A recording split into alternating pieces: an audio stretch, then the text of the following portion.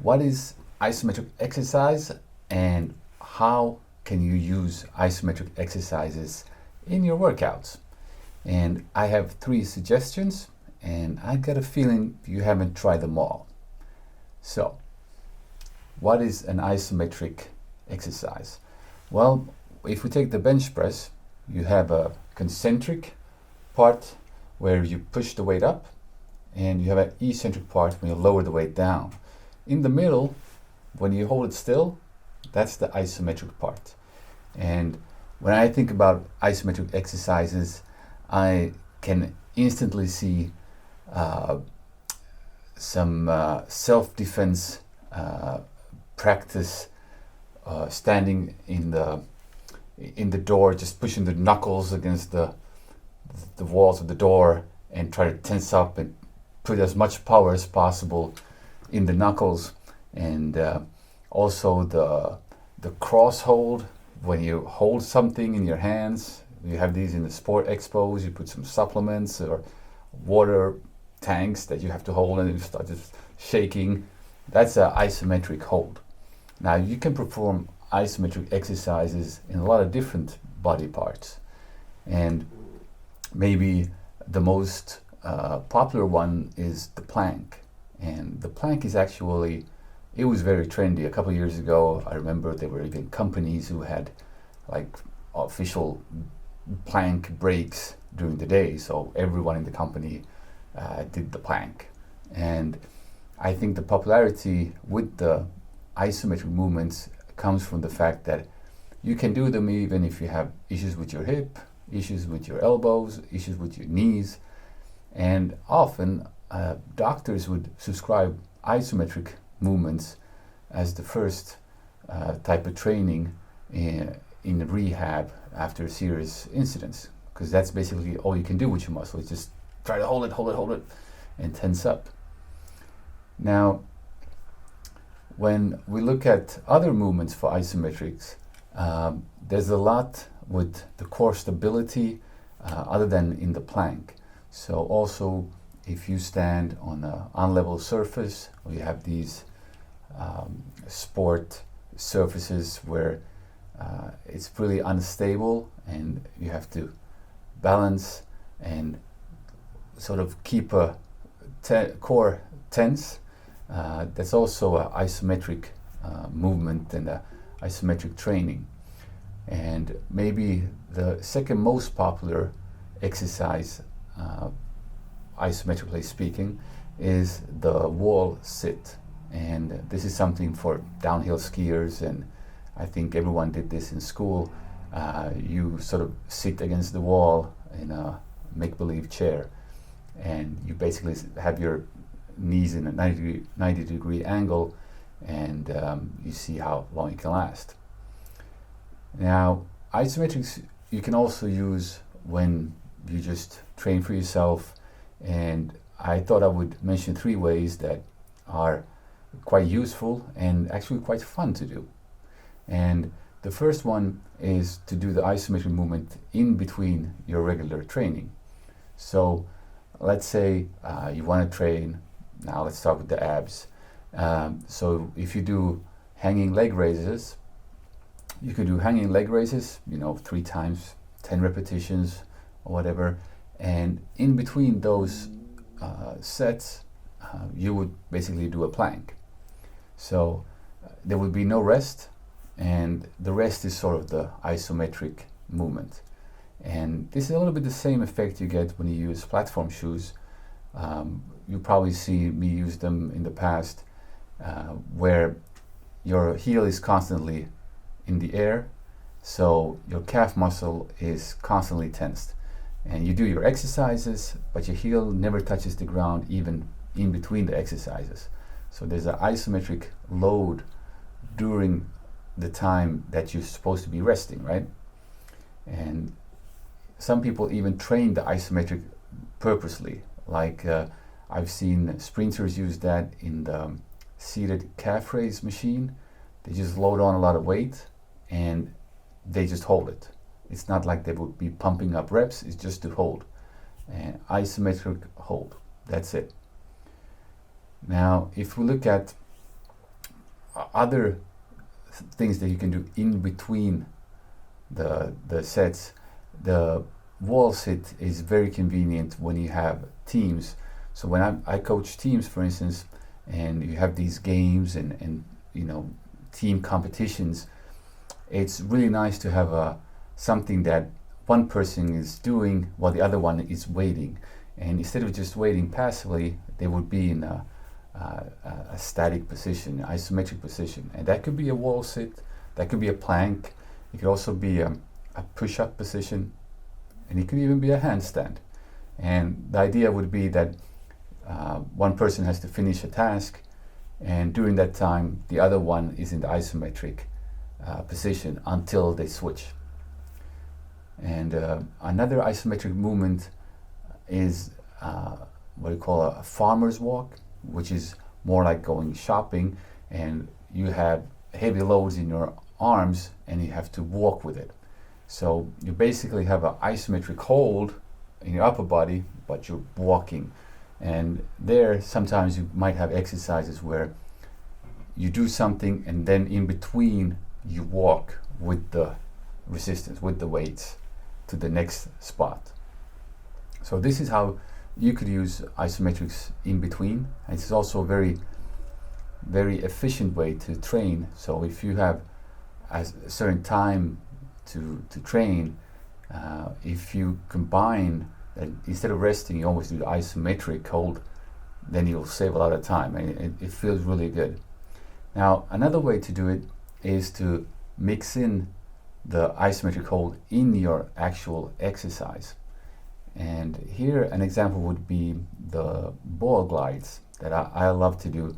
This is an exercise where I'm in a push-up position and I rest my feet on a fitness ball, a big fitness, like soft fitness ball.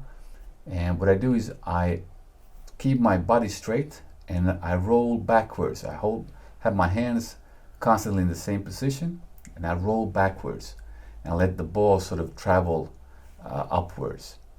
And then when my forehead touches the ground, I go in the opposite direction. So my shoulders are going forward, I'm gliding over the ball, and then I drag the ball, so I actually pull my knees to my chest, and that is one repetition. So you have this isometric hold when you roll the ball backwards, or you roll backwards on the ball, let's say, and then the opposite, when you go forward, you're going to crunch and you're going to contract the abs. So when you do these repetitions, it's an interesting feeling, because in one way you're resting your abs when you don't do the crunch, and in one way it's a very isometric exercise that you rest from by doing the crunch. And that's one of my favorite ab exercises ever, actually, because of this combination. Now, I usually also do these type of static holds a lot of times when I work with weights. And one thing I like to do as a warm-up exercise, especially if I train my upper body, shoulders or back, is to use a pulley and do face pulls.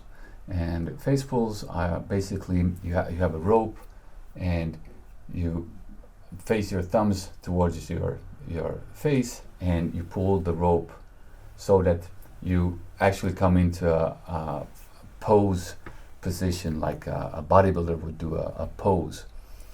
And what I would like to do is I have a very light weight, I pull so I feel it really in the backside of my shoulders, so I feel like I can get a better posture, and then I hold it. I have this isometric hold and I go again, and maybe I do just 3 reps, I hold, I do again. And this is really nice also if you have trouble feeling your muscle, if you hear people talk about a mind-muscle connection and you just don't feel your muscles anywhere. You can try to do this. It's some people say they're squeezing their muscles, and when you do these pulls, face pulls, you can really try to feel and I think it's almost like getting up in the bed and yawning. It feels good. It's like you really feel how you get more range of motion in your upper body. So that's one way to do it. Another way is to play around with dumbbells, and this is something I do especially for the arms, so that I might use one arm and let the other one be in a static hold. So an example would be to do a basic bicep curl, seated bicep curl, and keep one arm up, and you work the other one, and then you keep the other one up. So you get this combination. And for the triceps, you could do laying on the back on the bench, and you're doing sort of skull crushers, and you're going to keep one arm up and then work one arm, then you keep that up, and then the other arm.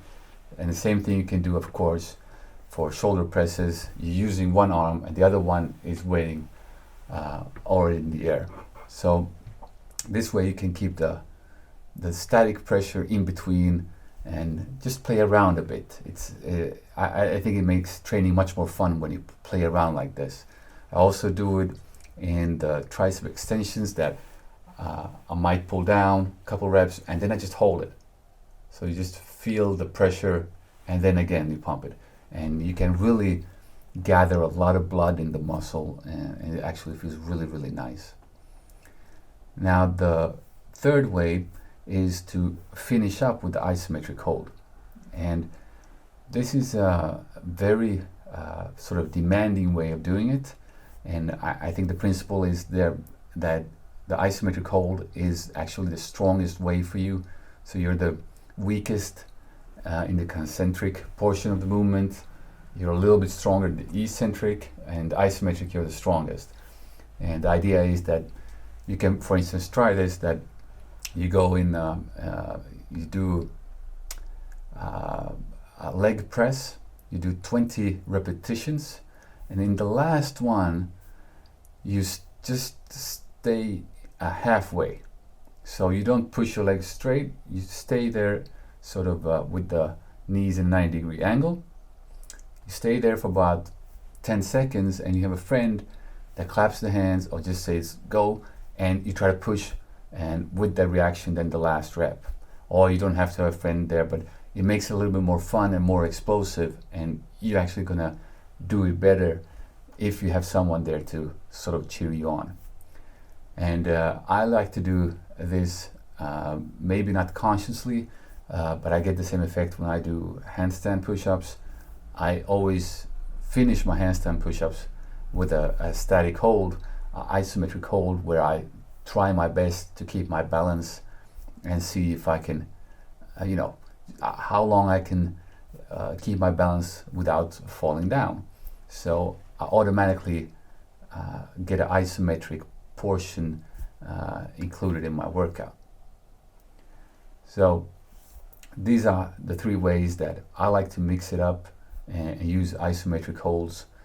I know a lot of bodybuilders, especially, I hear from them that when they do their posing, when they need to squeeze their muscles here, squeeze there, and also photo models, they need to do, the fitness models, they need to squeeze and they need to hold a position that it's really, really demanding on the body. And I would say that maybe that's not for everyone to just, squeeze and squeeze, but maybe instead of thinking of it too much, is to include something like a TRX band or more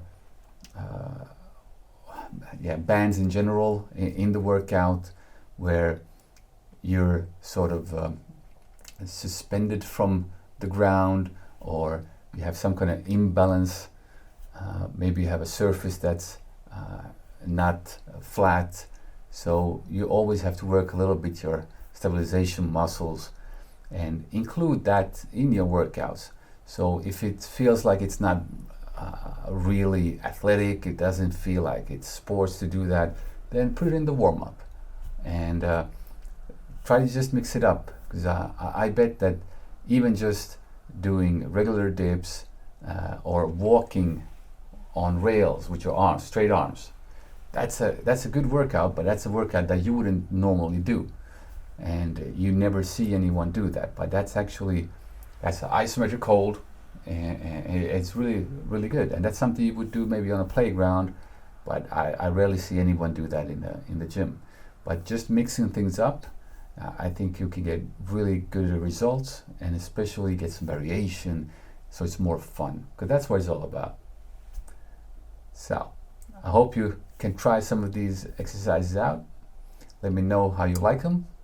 I'm Eric Snell, the author of the Fit Businessman book. I'll see you at work.